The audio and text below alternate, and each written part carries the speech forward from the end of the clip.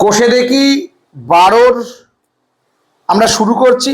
তোমরা পার্ট 1 অবশ্যই দেখে এসছো। এপিসোড 1-এ কিন্তু বড় অঙ্কগুলো কি করে সমাধান করতে হবে সেটা আমরা কিন্তু বলে দিয়েছি, এবং এই সূত্রগুলোর আলোচনাও কিন্তু সেটা আছে। যারা যারা এখনো দেখোনি, ডেসক্রিপশনে লিংক থাকবে, সেখান থেকে তোমরা কিন্তু দেখে আসতে পারো। তো আজকে এমসিকিউ, সত্যমিথ্যা এবং শূন্যস্থান এবং 2 মার্কসের অঙ্কগুলো আমরা এখন সলভ করব, তোমরা দেখতে থাকো। তো 15 এর এক দাগ থেকে স্টার্টিং হচ্ছে। 15 এর এক দাগ। 2r একক দৈর্ঘ্যের ব্যাসার্ধ বিশিষ্ট নিরেট গোলকের আয়তন। বাহ, তাহলে এখানে আর এর যে মানটা সেটা হচ্ছে 2r একক বলে দিয়েছে। তাহলে শুধু এইটাকে ইউজ করে আয়তনটা বের করলে আমাদের হয়ে যাচ্ছে। তাহলে আমরা এখান থেকে আয়তন বের করতে পারবো। আয়তন সমান সমান 4/3 পাই আর কিউব। তাহলে আমরা এখন লিখবো 4/3 পাই, আর এর জায়গায় লিখবো 2r তার হোল কিউব। তাহলে এটা হয়ে যাচ্ছে 4/3 পাই 2 দুগুণ 4, 4 দুগুণ 8, 8r কিউব। তাহলে এটাকে যদি এখন আমরা গুণ করি তাহলে কত পাবো? 4 × 8 32/3 পাই আর কিউব। তোমাদের অপশনে কি এরকম কিছু আছে 32 পাই আর কিউব বাই 3 ঘন একক? তাহলে এটা কিন্তু আছে অপশন এ তে। তাহলে অপশন এ হয়ে যাচ্ছে রাইট অ্যান্সার। ক্লিয়ার? ক্লিয়ার। 2 দাগ। দুটি নিরেট গোলকের আয়তনের অনুপাত 1:8।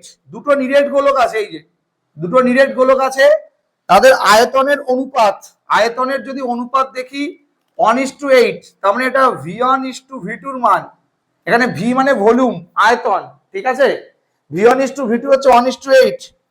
তাহলে তাদের বক্রতলের ক্ষেত্রফলের অনুপাত কত? দেখো, বক্রতলের ক্ষেত্রফলের অনুপাত বের করতে গেলে আমাদের লাগবে হচ্ছে আর এর মান। কি ঠিক কিনা? বক্রতলের ক্ষেত্রফল বের করতে গেলে আমাদের কিসের মান লাগবে?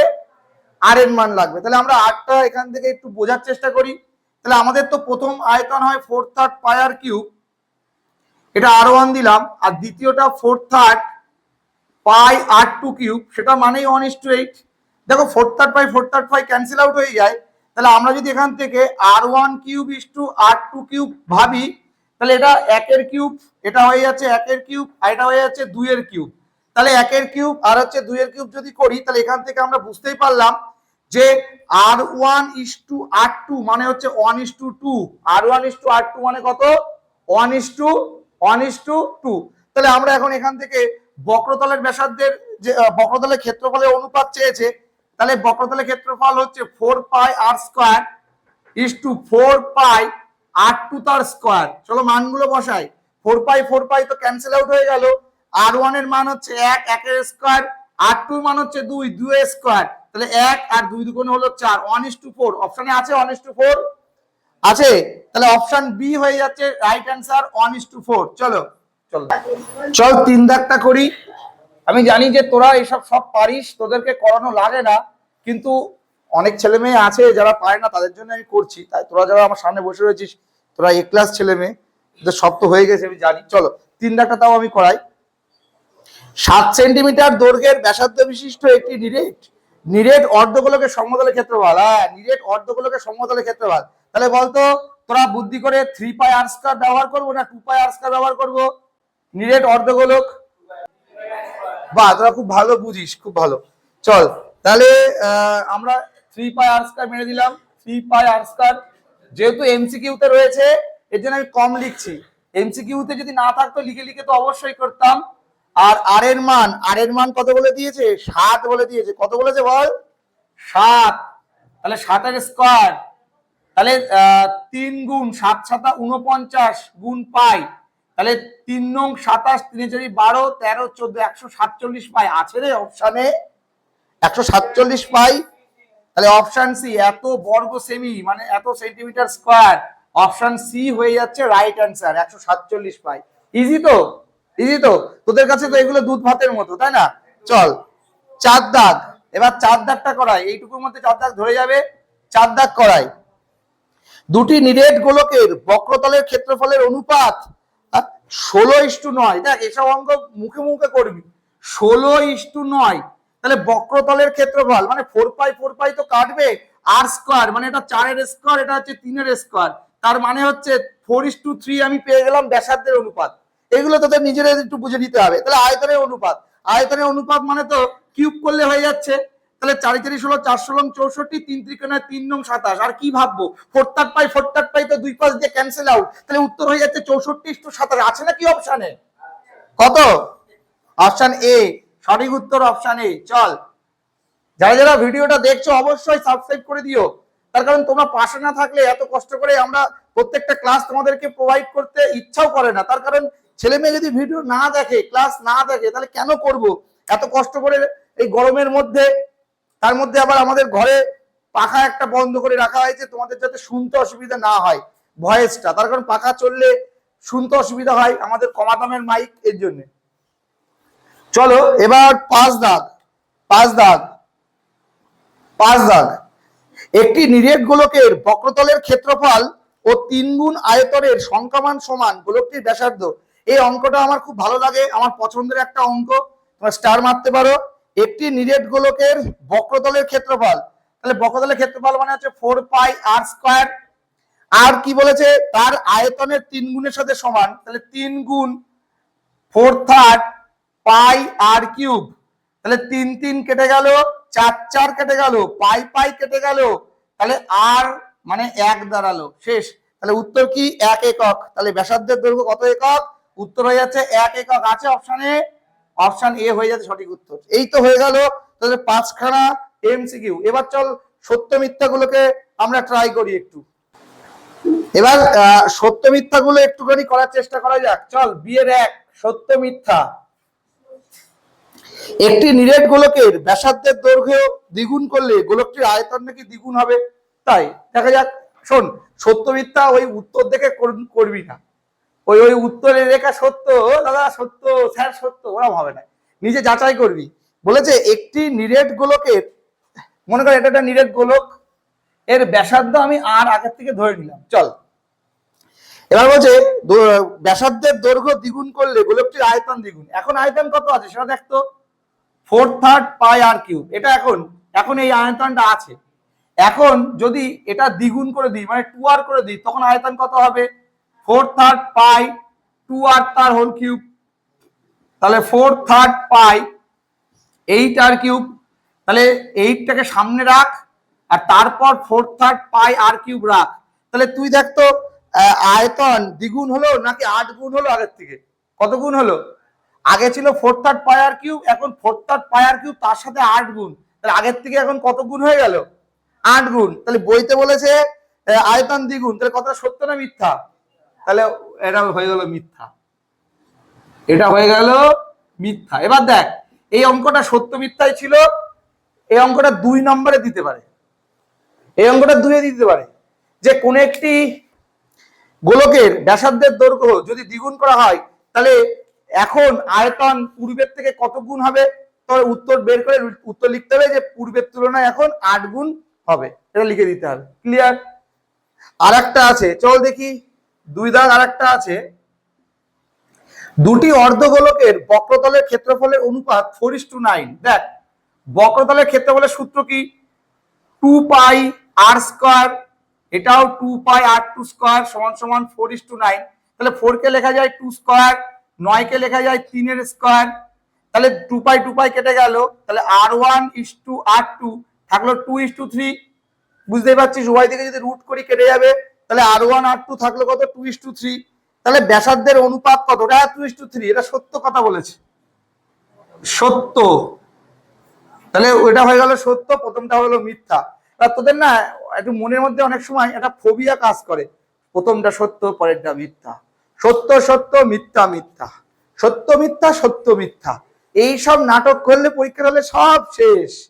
নিজেরা যাচাই করবি তারপর করার চেষ্টা করবি, আগেই বলছি নিজেরা যাচাই করবি তারপর কিন্তু করার চেষ্টা করবি, মনে থাকবে। চল, তার হচ্ছে সিএ দেখো শূন্যস্থান রয়েছে, একটি তল বিশিষ্ট ঘনবস্তুর নাম কি হবে? গোলক। তাহলে প্রথমটার উত্তর হয়ে গেল একটি তল, শুরুতে বলেছিলাম আসতে পারে এমন কোশ্চেন, গোলক হয়ে গেল সঠিক উত্তর। 2 দাগ, 2 দাগ কি? একটি নিরেট অর্ধগোলকের সমতলের সংখ্যা, সমতল একটি, একটি নিরেট অর্ধগোলকের সমতলের সংখ্যা কটি? একটি। এই যে একটা সমতল, এই যে একটা সমতল, আর দড়ির মোট তল বলতো তাহলে দুটো হতো।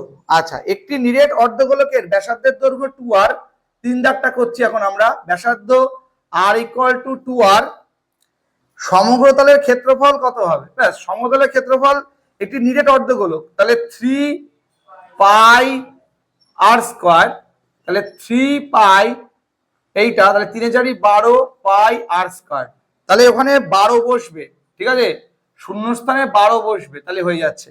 আর বাইরে তো ছিল পাই r স্কয়ার, তাহলে 12 পাই r স্কয়ার, কমপ্লিট। এবার 16 অঙ্কগুলো শুরু হচ্ছে। সবাইকে একটা কথাই বলবো, কেউ এটা কখনো ভাববে না যে গণিত প্রকাশের এই কটা অঙ্ক থেকেই মাধ্যমিকে দেবে। তুমি এই অঙ্কের বাইরেও গোলক শেখার চেষ্টা করবে। গোলকের বহুত অঙ্ক হয়, বহুত বই আছে, শুধু এটাই যে শেষ বই তা না। আমাদের ছেলে মেয়েদের অঙ্ক প্রশ্ন একটু উদ্ভট আসলে, উদ্ভট মানে কি, রামের জায়গায় শ্যাম, শ্যামের জায়গায় রাম লিখে দিলে বলে কি, ও বাবা রে কি কঠিন প্রশ্ন। এসব ভুল ধারণা, এসব ভুল ধারণা। তুমি যদি প্রকৃত অর্থে অঙ্কের চ্যাপ্টার গুলোকে বোঝার চেষ্টা করো, তোমার বইয়ে যে কটা চ্যাপ্টার রয়েছে, অঙ্ক তোমার কাছে জল ভাত হয়ে যাবে। অঙ্ক কিছুই না। তুমি নিজেকে বোঝার চেষ্টা করতে হবে, নিজেকে এটা বোঝাতে হবে যে পরীক্ষার হলে আমার এখান থেকে এই অঙ্ক দেবে, এটা ভাববো না। তো ভেবে যেতে হবে এই বই থেকে একটা অঙ্কও আসবে না, কিন্তু গোলক থেকে অঙ্ক আসবে। আমি গোলক শিখবো, আমি গোলকের অঙ্ক করার চেষ্টা করব, নিজে একটা অঙ্ক পড়বো, কি করে হয় আমার মাথার মধ্যে আনবো, তবে তুমি অঙ্কে ভালো রেজাল্ট করতে পারবে। নতুবা এই 15টা অঙ্ক করে কোনোদিনও ভালো রেজাল্ট করা সম্ভব না। ওই অঙ্কের কোনো দাগ নাম্বার হয় না, অঙ্কের কোনো কমন হয় না, সাজেশন হয় না। যদি এসে যাই তো ভালো, না আসলে কি মাস্টার কালো, দেখতে কালো বলে সবকিছুতে কালো বলবা? তাই আমি বলবো অঙ্ককে শেখো, বেশি বেশি করে অঙ্ক শেখো, বোঝো, নিজে করার চেষ্টা করো। এই বই ব্যতীত আরো অনেক বই ট্রাই করো, সেখান থেকে অঙ্ক পারছো কিনা লক্ষ্য করো, দেখবে তুমিও অঙ্কে ভালো রেজাল্ট করতে পারবে। 16-1,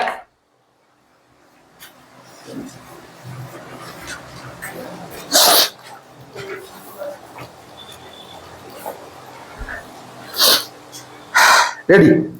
একটি নিরেট অর্ধগোলকের আয়তন, একটি নিরেট অর্ধগোলকের আয়তন, তাহলে মনে করি, পড়ার আগে একটু লিখে রাখি, মনে করি গোলকটির ব্যাসার্ধ r একক, মনে করি গোলকটির ব্যাসার্ধ r একক, আয়তন এবং সমগ্র তলের ক্ষেত্রফলের সংখ্যামান সমান, তাহলে অর্ধগোলকটির ব্যাসার্ধের দৈর্ঘ্য হিসাব করতে হবে। তাহলে এটা কিন্তু অর্ধগোলক, আগেই বলে রাখি এটা অর্ধগোলক, অর্ধগোলকটির ব্যাসার্ধ। তাহলে প্রথমে আয়তন বের করব।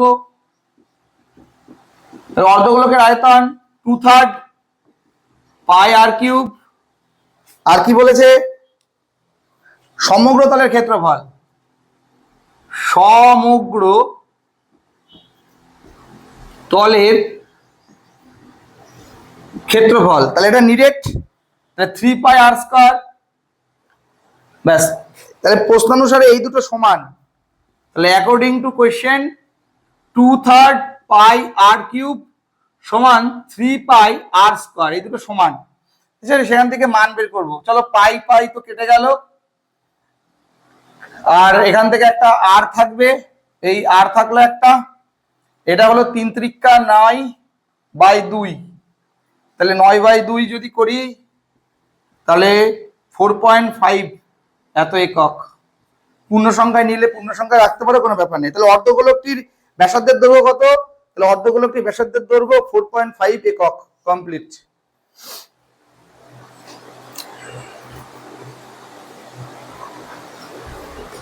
দুই দাগ,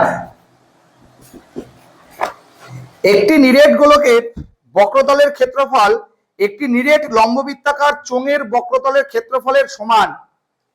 তাহলে চোঙটির উচ্চতা এবং ব্যাসের উভয়ই 12 সেন্টিমিটার, ব্যাসের দৈর্ঘ্য উভয়ই 12 সেন্টিমিটার।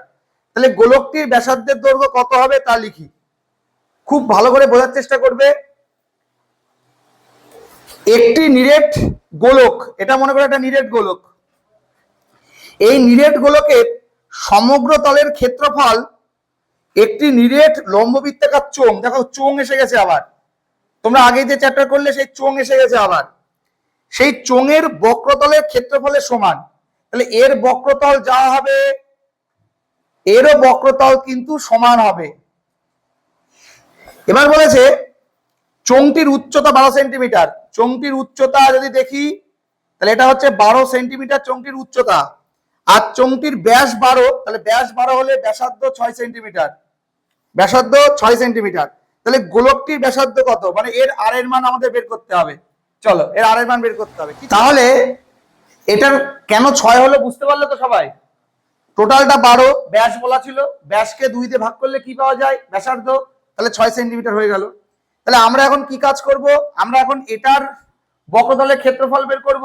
তাহলে বৃত্তের বক্রতলের ক্ষেত্রফল, বৃত্ত না গোলক, সরি, গোলকের বক্রতলের ক্ষেত্রফল, গোলকের বক্রতলের ক্ষেত্রফল, তাহলে 4 পাই আর স্কয়ার, তোমরা জানো সবাই 4 পাই আর স্কয়ার। আর চোঙের বক্রতলের ক্ষেত্রফল, বক্রতল বলেছে তো, চোঙের বক্রতলের ক্ষেত্রফল 2 পাই আর এইচ, মান বসাও, 2 পাই আর এর মান 6, এইচ এর মান 12 থাকলো, তাহলে 6 বরং 72 থাকলো, 2 পাই ইন্টু 72 এত সেন্টিমিটার স্কয়ার। চলো তাহলে আমরা এখন প্রশ্নানুসারে করে দিই, এখানে করে দিই অ্যাকর্ডিং টু কোয়েশ্চেন।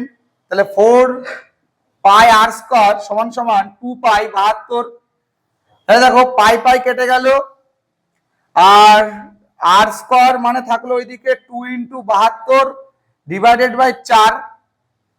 তাহলে কাটাকাটি করি, দেখি কি আসে, 2 দুগুণ 4, 3 দুগুণ 6, 6 দুগুণ 12, তাহলে আর এর মান 6 6 36, তাহলে 6 সেন্টিমিটার কমপ্লিট। তাহলে গোলকটির ব্যাসার্ধের দৈর্ঘ্য কত, তাহলে তোমরা উত্তর লিখবে গোলকটির ব্যাসার্ধের দৈর্ঘ্য 6 সেন্টিমিটার, গোলকটির ব্যাসার্ধের দৈর্ঘ্য 6 সেন্টিমিটার। কমপ্লিট হলো, মুছলাম। চলো এবার 3 দাগের অঙ্কটা দেখি আমরা। 3 দাগ, একটি নিরেট অর্ধগোলকের সমগ্রতলের ক্ষেত্রফল, নিরেট অর্ধগোলকের সমগ্রতলের ক্ষেত্রফল আর একটি নিরেট গোলকের বক্রতলের ক্ষেত্রফল সমান, অর্ধগোলক এবং গোলকের ব্যাসার্ধের দৈর্ঘ্যের অনুপাত কত, এই নরমাল। তাহলে আমরা একটু ধরে নিই, যে ধরি নিরেট অর্ধগোলকের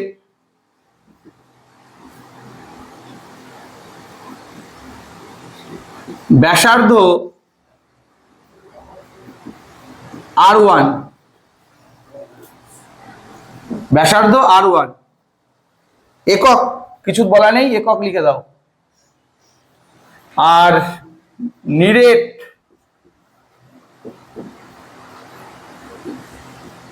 গোলকের ব্যাসার্ধ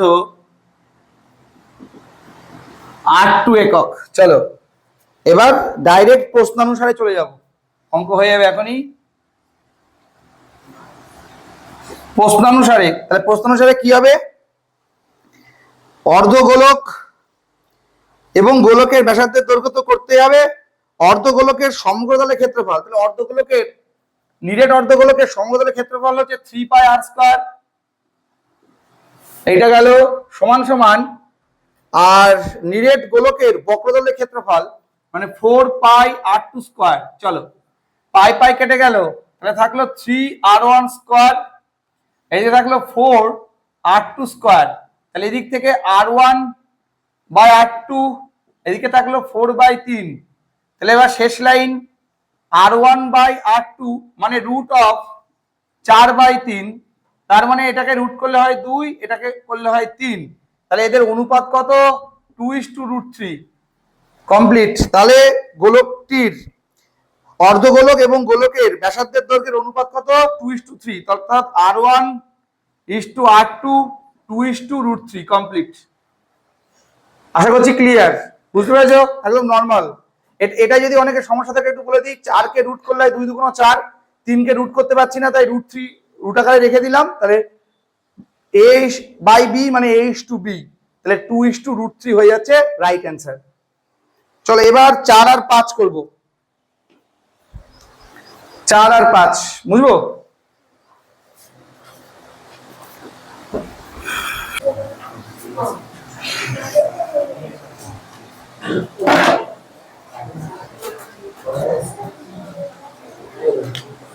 চার দাগ করছে এবার, দেখো 4 দাগ।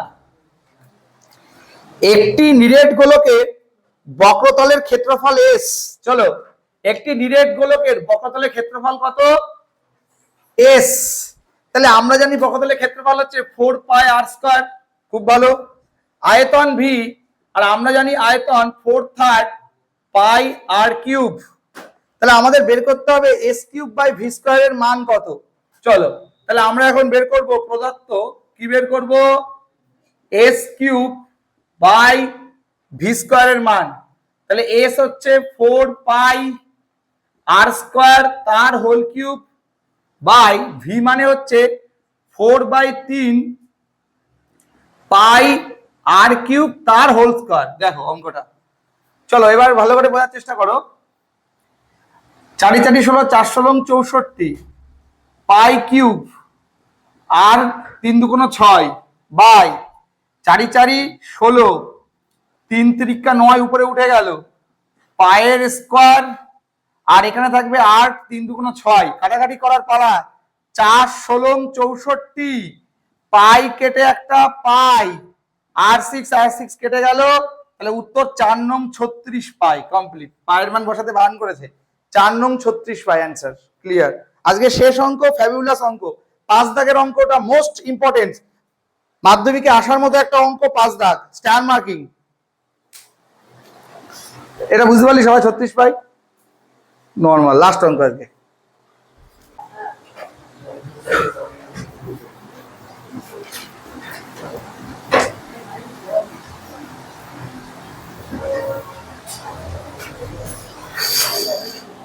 অঙ্ক যদি নিজে নিজে না করতে শিখিস, কেউ অঙ্ক নাম্বার ভালো পাওয়াতে পারবে না।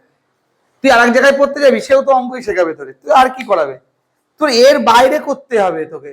এইখানে আমি এই এমসিকিউ করালাম, তুই এবার গুগলে যা, গেলে গোলকের এমসিকিউ দেখবি এক গাদা চলে আসবে। এবার কর ওখান থেকে। নিজের চার থাকতে হয় ভাই, নাহলে কোনোদিনও বকে মেরে ধরে পড়াশোনা করানো যায় না। ইচ্ছা শক্তি গ্রো করতে হয়, যে আমি পারবো, শিখি তো, আমি কেন পাচ্ছি না, দেখি তো, আমি তো গোলকের সূত্র স্যার শিখালো, আমি তো পারবো। এইরকম মনের মধ্যে যদি যতক্ষণ জেদ আসবে, কিচ্ছু করা যাবে না, কিচ্ছু না। চলো 5 দাগ। একটি গোলকের ব্যাসার্ধের দৈর্ঘ্য 50% বৃদ্ধি করলে বক্রতলের ক্ষেত্রফল শতকরা কত বৃদ্ধি পাবে হিসাব করি। খুব ভালো। তাহলে আমি মনে করি, খুব ভালো করে বোঝার চেষ্টা করো, মনে করি গোলকের ব্যাসার্ধ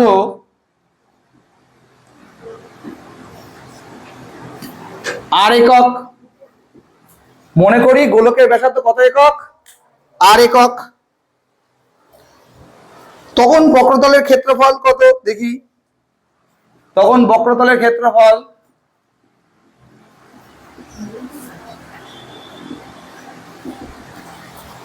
ক্লিয়ার? বক্রতলের ক্ষেত্রফল 4 পাই আর স্কয়ার এত বর্গ একক, এত বর্গ একক। এবার বলেছে ব্যাসার্ধের দৈর্ঘ্য 50% বৃদ্ধি, তাহলে ব্যাসার্ধ 50% বৃদ্ধি, তার মানে আগে ছিল আর, এখন বেড়েছে। আর এর কত বেড়েছে? 50/100 বেড়েছে। 50 × 2 = 100। এই লসাগুটা অনেক ছেলেপেলে ক্লাস 10-এ উঠে বুঝতে পারে না, দুবার করে বোঝাতে হয়, তাই ভালো করে বুঝিস। ছোটবেলায় এইসব লসাগুতে প্রবলেম থাকলে খুব সমস্যা। তাহলে 2 লসাগু নিলাম, 2 × 2 = 2r প্লাস আর, তাহলে 3r/2 এত একক হয়ে গেল, 3r/2 একক। তাহলে এখন বক্রতলের ক্ষেত্রফল, এখন বক্রতলের ক্ষেত্রফল তাহলে 4π3r/2 তার হোল স্কয়ার, তার মানে 4π 3 × 9 r²/4, ভালো করে বুঝবি। তাহলে 4 কেটে গেল, 9πr², এত বর্গ একক। তাহলে আগে ছিল 4টে πr², এখন হয়েছে 9টা πr²। বলতো কটা বাড়লো? তাহলে বৃদ্ধি, ক্ষেত্রফল বৃদ্ধি। তাহলে ক্ষেত্রফল বৃদ্ধি 9πr² মাইনাস 4πr² মানে 5πr²। তাহলে এবার বের করতে হবে শতকরা বৃদ্ধি। তাহলে ক্ষেত্রফলের শতকরা বৃদ্ধি, তাহলে শতকরা বৃদ্ধির পরিমাপ কত হবে? তাহলে 4πr² এ বেড়েছে 5πr² ইন্টু 100 কত? πr² কেটে গেল, 4 25 100, 5 25 125। তাহলে আগের থেকে এখন কত পার্সেন্ট বেড়েছে? 125%, শতকরা 125 ভাগ, তার মানে 125% বেড়ে গেছে। ক্লিয়ার? তাহলে উত্তর কত হলো? তাহলে এটার উত্তর কত হলো? 125% বৃদ্ধি। মনে থাকবে, তা শতকরা বৃদ্ধির পরিমাপ কত? 125%। আর এর সাথে সাথেই শেষ হলো গোলকের একটা মহা চ্যাপ্টার। এখান থেকে কিন্তু তোমাদের মাধ্যমিকে প্রশ্ন আসবে, টেস্টে আসবে এবং সেকেন্ড সামেটিভে কিন্তু প্রশ্ন আসবে। তাই তোমরা যেখানে যদি কোনো জায়গায় বুঝতে অসুবিধা হয় কমেন্ট সেকশনে কমেন্ট করো। আর যদি ভিডিওটা তোমাদের একটু কাজে লেগে থাকে, যদি গোলক কিছুটা বুঝতে পারো, অবশ্যই একটা লাইক করে দিও। আর এবং বন্ধুদের সাথে কিন্তু অবশ্যই শেয়ার করতে ভুলবে না, তার কারণ তুমিও শেখো, বন্ধুদেরকেও শেখাও। পরীক্ষা হলে হয়তো বন্ধু সাহায্য করতে পারে তোমাকে। ভালো থেকো সবাই, টেক কেয়ার, দেখা হচ্ছে নতুন এপিসোডে। ততক্ষণ পর্যন্ত সবাইকে কি করতে হবে? শিখতে হবে, বুঝতে হবে, জানতে হবে। রেজাল্ট তোমার কাছে হামাগুড়ি দিতে চলে আসবে। ভালো থেকো সবাই, টেক কেয়ার।